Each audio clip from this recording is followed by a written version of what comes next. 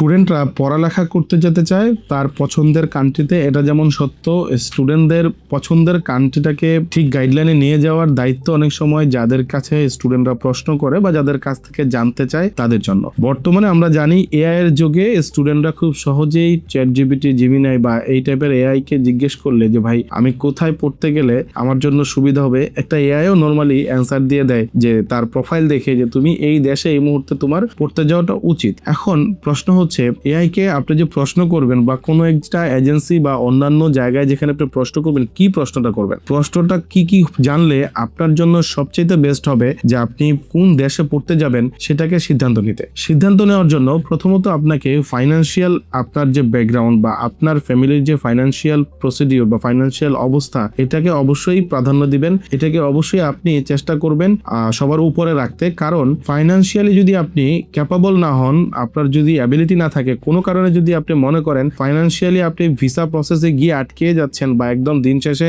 আপনি সব কাজ করলেন, লাখ লাখ টাকা আগে খরচ করলেন, কিন্তু ফাইন্যান্সিয়াল ব্যাকআপের কারণে, না জানার কারণে আপনি হুট করেই আপনার ভিসা প্রসেস থেকে পিছিয়ে গেলেন, তখন কিন্তু আপনার যত কাজ করেছেন বা যত স্বপ্ন, ড্রিম, সবকিছু সেই ফাইন্যান্সিয়াল ব্যাকআপের কাছে আটকে যাবে। সুতরাং আমি যদি একটু বোঝানোর চেষ্টা করি, যেমন যদি আপনি সেনজিনভুক্ত কোনো একটা কান্ট্রিতে পড়ালেখা করতে যেতে চান, অফকোর্স সেখানে আপনাকে অবশ্যই 1 বছরে থাকা খাওয়ার টাকা দেখাতে হয়। 1 বছরের থাকা খাওয়ার টাকা কত, বিভিন্ন দেশ ভিত্তিক আপনার বিভিন্ন দেশে কম বেশি হতে পারে, তবে যদি আমি অ্যাভারেজ একটা কাউন্টিং এ আপনাকে বলি তাহলে হচ্ছে সেটা 12,690 ইউরো বা এর কাছাকাছি প্রায় সব দেশেই আপনার কাউন্ট করা হয়, যেটা কিনা অলমোস্ট আপনার 16-17 লাখ টাকা। তবে আমরা বলি আপনাকে সেফ জোনে থাকার জন্য অবশ্যই আপনি 20 থেকে 25 লাখ টাকার অ্যারাউন্ড উপরে আপনি দেখানোর চেষ্টা করবেন যদি আপনি বিদেশে কোনো একটা আপনার সেনজিনভুক্ত দেশে পড়ালেখা করতে যেতে চান। বাট সেনজিনভুক্ত দেশ ছাড়াও যে কোনো রকম ফাইন্যান্সিয়াল ব্যাকগ্রাউন্ড ছাড়া যাওয়া যায়, ব্যাপারটা এমন না।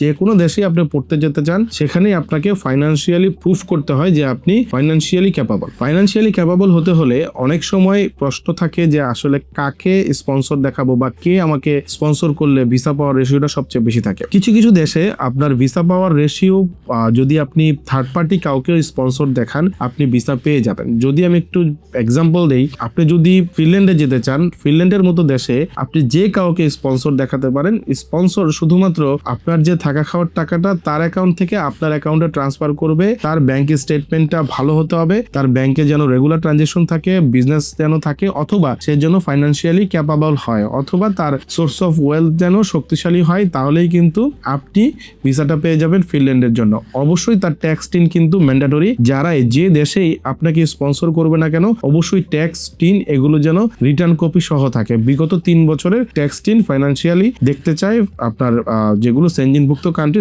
কান্ট্রিগুলো। সুতরাং আপনি যদি ফাইন্যান্সিয়ালি ক্যাপাবল হন, তারপরে প্রশ্ন হচ্ছে যে আপনি আসলে এডুকেশনালি ক্যাপাবল কিনা। আমি এই কারণে সেকেন্ডে রাখার কারণ হচ্ছে যে অনেক সময় কোনো বিশ্ববিদ্যালয় বা কোনো দেশ আপনার 60% নিচে বা 50% নিচেও আপনার অ্যালাউ করে অ্যাডমিশন প্রক্রিয়াতে, এবং কিছু কিছু দেশ আছে যেটা কিনা আপনার 60% নিচে কোনোভাবেই অ্যালাউ করে না অ্যাডমিশনটা।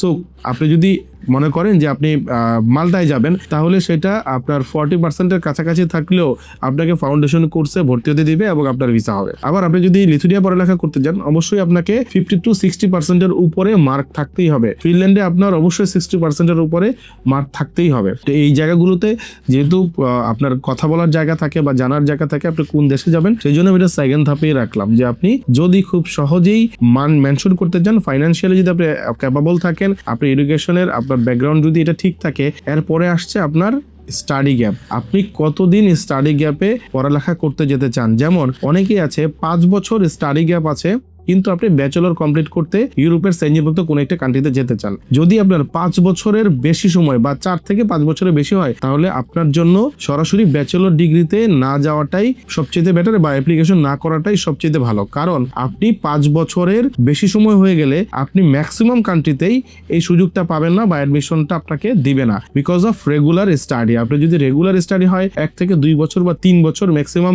আপনি স্টাডি গ্যাপ নিয়ে পড়াশোনা করতে যেতে পারেন। কিন্তু আপনি যদি 5 বছর বছরের বেশি সময় হয়ে যায় তাহলে ম্যাক্সিমাম দেশগুলি আপনার অফার লেটার ইস্যু করবে না। শুধুমাত্র মাল্টাতে আপনি ফাউন্ডেশন কোর্সে যাওয়ার সুযোগ থাকে। নট অনলি মাল্টা ছাড়াও বিভিন্ন দেশে শুধু ফাউন্ডেশন কোর্স বা টেকনিক্যাল কোর্সগুলোতে বা আপনার হচ্ছে কলেজগুলোতে আপনার চান্স থাকে, তাও আপনাকে ভালো করে জেনে নিতে হবে যে কোন দেশে আপনি স্টাডি গ্যাপ বেশি থাকলে হয়।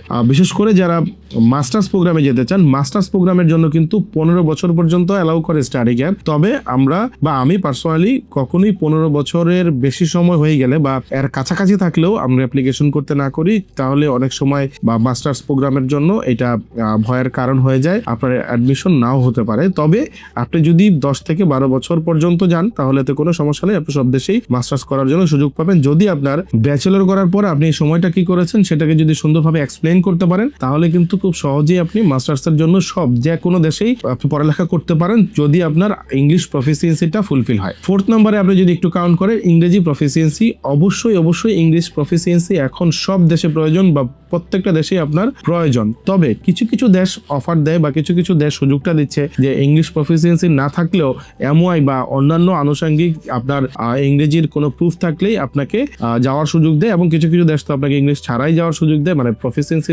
ছাড়াই সুযোগ দেয়, কারণ তারা চিন্তা করে যে তারা যখন ইন্টারভিউটা নেয় তখনই তারা চেষ্টা করে আপনার ইংরেজির প্রফিসিয়েন্সিটাকে জাজ করে ফেলতে। সুতরাং তখনই যদি আপনি ভালো ইংলিশ না জানেন তাহলে তখন আপনার ভিসা রিজেকশন হবে, এবং যদি আপনি ভালো ইংলিশ জানেন তাহলে তারা মনে করে যে হ্যাঁ আপনি গিয়ে পড়াশোনা করতে পারবেন বা সেই স্কিলটা আপনার আছে। তো 4 নম্বরে যদি আপনি ইংলিশ প্রফিসিয়েন্সিটাকে আমরা ধরি যে হ্যাঁ আপনি তাহলেও যেতে পারছেন যদি আপনার ইংলিশ প্রফিসিয়েন্সি নাও থাকে। 5 নম্বরে হচ্ছে আপনার ক্যারিয়ারকে কোন দিকে নিয়ে যাবেন সেটাকে সিদ্ধান্ত নেওয়া।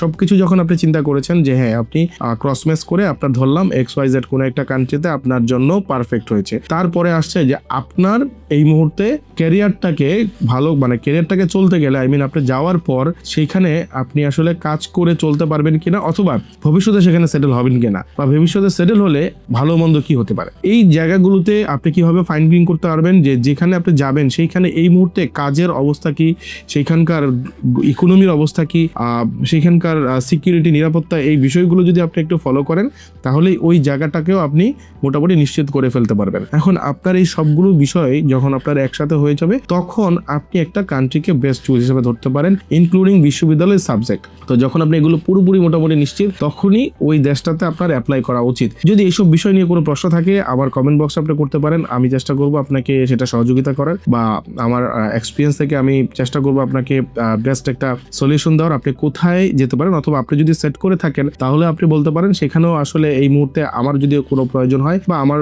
কোনো এক্সপিরিয়েন্স থেকে আপনাকে জানানো দরকার হলে অবশ্যই আমি আপনাকে জানানোর চেষ্টা করবো এটা আপনার জন্য ভালো বা মন্দ। সো আপনি এরপরে সিদ্ধান্ত নিতে পারেন। দেখা হচ্ছে পরের কোনো ভিডিওতে।